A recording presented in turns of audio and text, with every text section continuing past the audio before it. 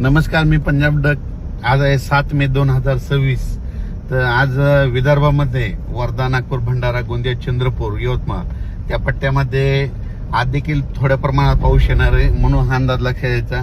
त्याच्यानंतर परभणी, हिंगोली, नांदेड त्या भागातील हळदीच्या शेतकऱ्यांनी म्हणजे उद्या 8-9 तारखेपासून 8-9च्या दरम्यान तुमच्याकडे देखील एक अवकाळीचा मान्सून पूर्व अवकाळी येणार आहे. थोडाच आहे, म्हणून तुम्ही तुमच्या हळदीची जरा 2 दिवस काळजी घ्यायची.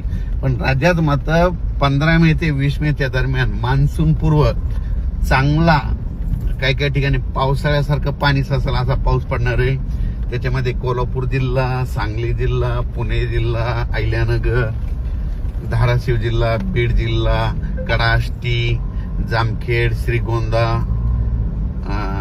श्रीगोंदा, त्याच्यानंतर इकडं परभणी जिल्हा, लातूर जिल्हा, नांदेड ह्या पट्ट्यामध्ये, पुन्हा त्याच्यानंतर नाशिक, नंदुरबार, धुळे, मुंबई सहित कोकणपट्टीकडे जास्त एक चांगलं म्हणजे 15 ते 20च्या दरम्यान एक वातावरणात दररोज वेगवेगळ्या भागात एक अवकाळी मान्सून पूर्व पाऊस येणार आहे. म्हणून हा अंदाज लक्षात यायचा.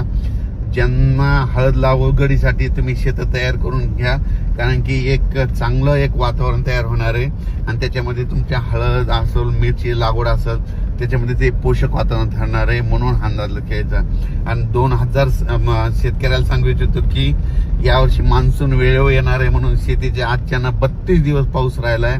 म्हणून तुम्ही शेतीचे कामे करून घ्या. पावसाचं काम करणार, त्याच्यामुळे आपण आपले शेत तयार ठेवणं सगळ्यात महत्वाचं आहे. म्हणून हे सर्व शेतकऱ्यांनी लक्षात द्यायचं. राज्यात आज देखील 7 मेला स्थानिक वातावरणातून बऱ्याच ठिकाणी मान्सून पूर्व अवकाळी पाऊस येणार आहे.